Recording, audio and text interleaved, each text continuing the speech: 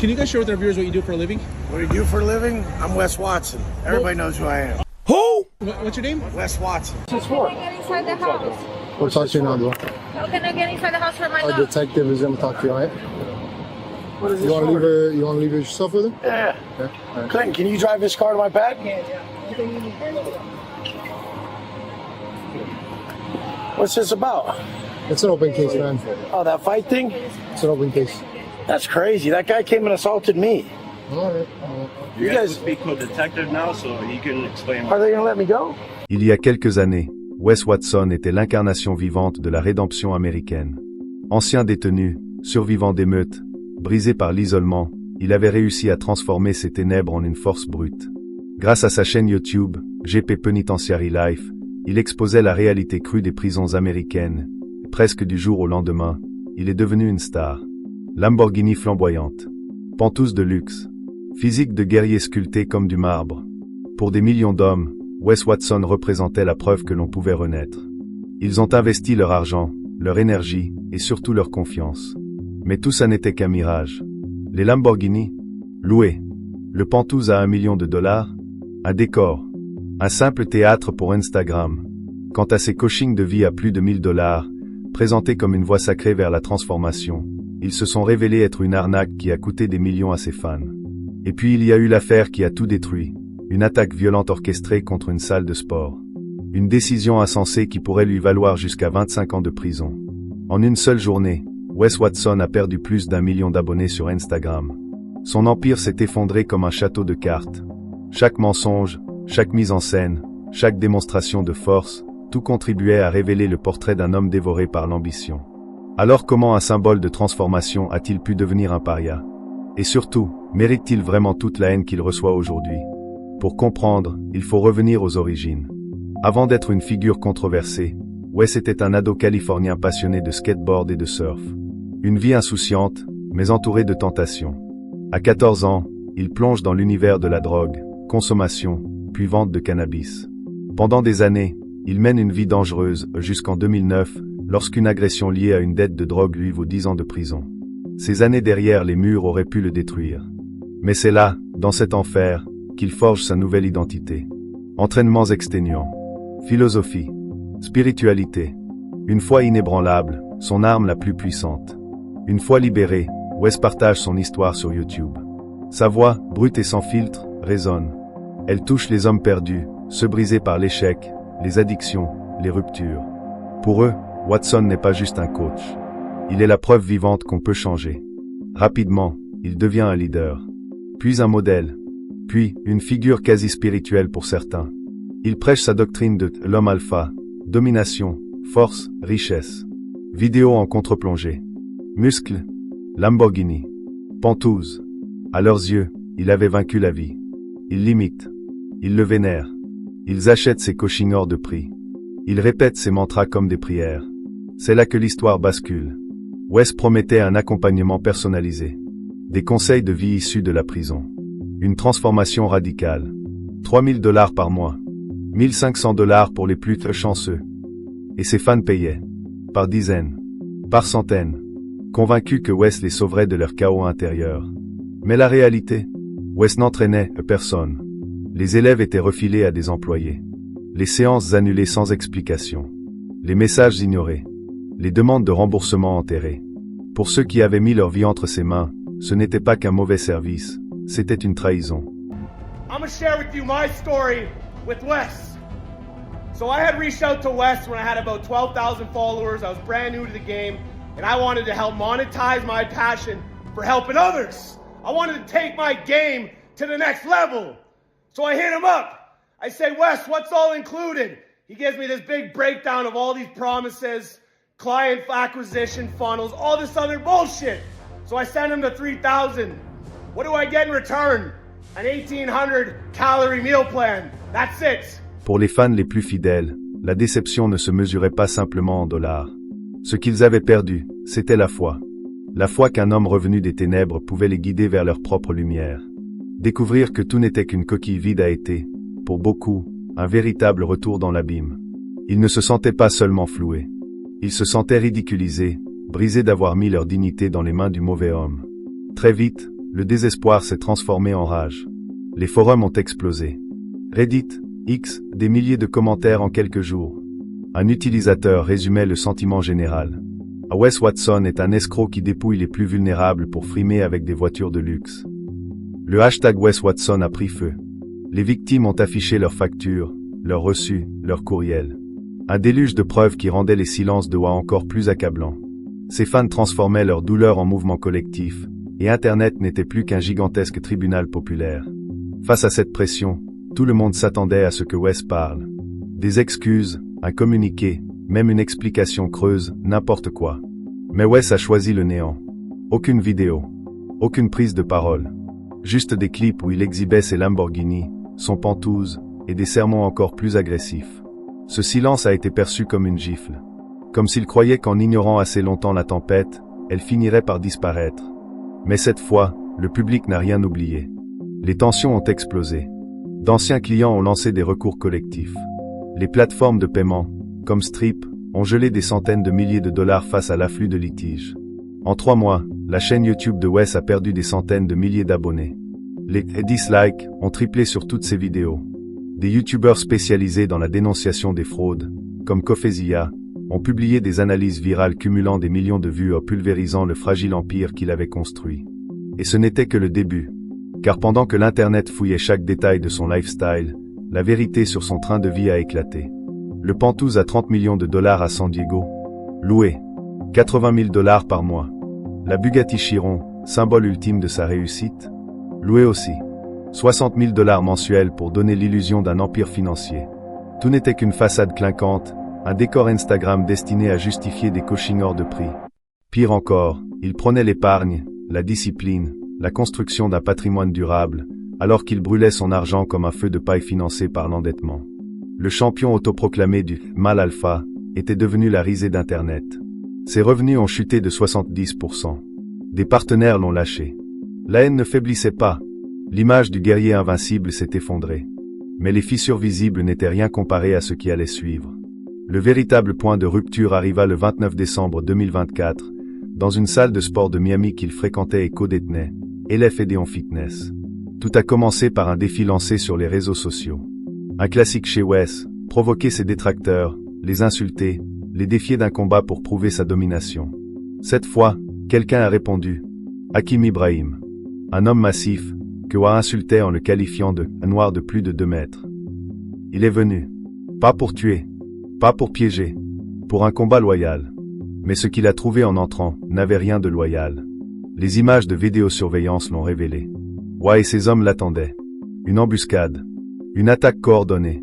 Pendant de longues minutes, Ibrahim a été roué de coups. Poings, pieds, pression, jusqu'à ce qu'il s'effondre.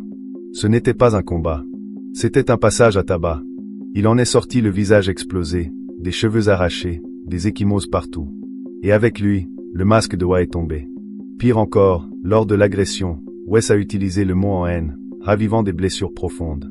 L'affaire n'était plus seulement une histoire d'ego. Elle devenait un symbole de haine et de violence raciale. Ibrahim, d'abord ouvert à un duel équitable, a déposé plainte, soutenu massivement par la communauté. Wa, fidèle à son style, est resté silencieux. Puis il a publié une vidéo sur Instagram, clamant la légitime défense.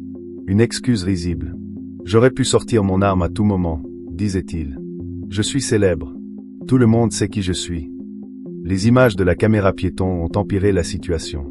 On y voit Wes justifier les coups supplémentaires, menacer l'homme qu'il venait d'agresser. À la prochaine fois, je le tuerai. Puis il se moque. Ne porte pas de longs cheveux de fille si tu veux pas te faire tabasser. Ses propos ne montraient pas un homme sûr de lui. Il révélait une insécurité profonde, presque maladive. Il craignait que les policiers remarquent sa taille réelle à M63. Il disait craindre une arnaque, se justifiait sans qu'on le lui demande. Obsédé par sa célébrité. Les gens veulent se battre contre moi parce que je suis célèbre. Ce soir-là, c'est toute sa façade d'alpha invincible qui s'effondre sous son propre poids. They want to get famous off fighting because everyone fights influencers. I'm famous. I don't want to fight anybody. But when they antagonize you, someone kept telling you, Brit, fuck you, Brit, fuck you, fuck you. I want to fight you. You'd be like, fuck you, then do it. En y regardant de plus près, on découvre que le silence de Wes n'était pas une pause pour réfléchir, mais une stratégie pour gagner du temps. Il ne comptait parler que lorsqu'il y serait forcé. Et c'est exactement ce qui s'est produit. Sous la pression publique, il a fini par réagir.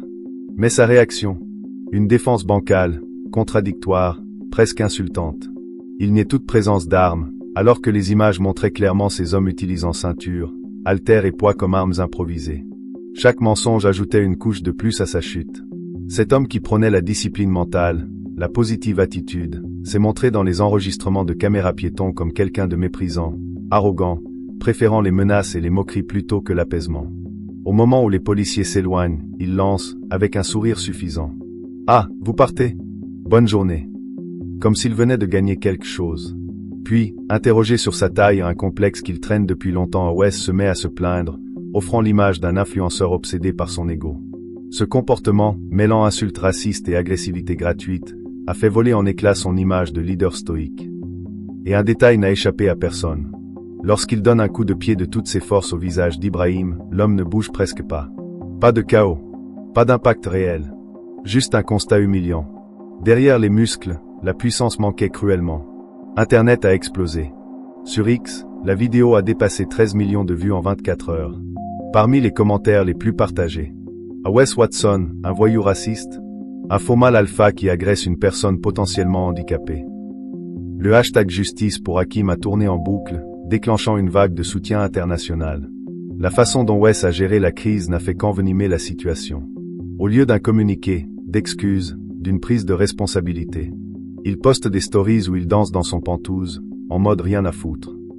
Il nie tout, rit, minimise, et finit même par se moquer d'Ibrahim dans un podcast en transformant son silence initial en véritable attaque publique. Un contraste violent avec l'image qu'il s'était construite. Celle d'un coach mental dévoué à aider les autres à surmonter leurs démons. Là, il montrait un homme davantage préoccupé par sa couronne de leader que par la vérité, ou les victimes. Ibrahim, lui, ne demandait qu'un combat équitable. Une confrontation d'homme à homme. Mais après avoir subi une agression collective orchestrée par Wes, il a exigé des poursuites judiciaires et Internet l'a soutenu massivement. La vidéo publiée par des chaînes comme John Bravo Film, devenue virale, a accumulé des millions de vues, alimentant un boycott massif. Wes Watson n'était plus un coach. Il était devenu un symbole de violence et de manipulation. Et l'analyse des images a porté le coup fatal. Ses vantardises face aux policiers, son auto-justification maladroite, sa fascination pour sa propre célébrité, tout cela peignait le portrait d'un homme persuadé d'être intouchable. Sur la caméra corporelle, il assure avoir dû mettre des coups de pied pour se relever et continuer le combat. Alors qu'on le voit clairement frapper un homme déjà neutralisé. Ses explications ne tenaient plus debout. Les images, les témoignages, et même les propos de Wes lui-même ont fini par détruire sa défense. L'affaire n'était plus une histoire floue. Elle devenait un dossier accablant, bétonné par des preuves irréfutables. I came up to him and he said he wanted to fight me. So I came to the gym and they jumped me. Like two of the guys they're hitting me with a weight and then he hit with a weighted belt. And they were pulling my hair and they were beating me up. Les commentaires ont dépeint sans détour le dégoût d'une communauté qui ne voyait plus en lui qu'un influenceur obsédé par son ego. Et les conséquences n'ont pas tardé. Le 6 février 2025, Wes Watson est arrêté puis inculpé pour coups et blessures volontaires, un délit passible de 5 ans de prison, ainsi que pour coups et blessures aggravés, qui, eux, peuvent mener jusqu'à 15 années derrière les barreaux. Le procureur de Floride, rappelant ses antécédents, va encore plus loin, 25 ans requis. Le procès, lui, doit durer jusqu'en juillet 2025. Les critiques, les moqueries, les appels au boycott, tout s'est effondré. Mais la tragédie Wes Watson ne faisait que commencer. À la fin de l'année 2025, alors que la plainte civile d'Ibrahim menaçait toujours de lui coûter des millions, il s'enfonce dans un nouveau désastre. Le masque du coach mental solide et inébranlable se fissure. Derrière, on découvre un homme complètement dépassé. En septembre 2025, lors d'un live stream à Miami avec l'influenceur Jacques Doherty, connu pour son train de vie excessif et ses polémiques, Wes transforme une soirée banale en véritable chaos. Un simple jeune homme s'approche, et au lieu de garder son calme, Wes explose.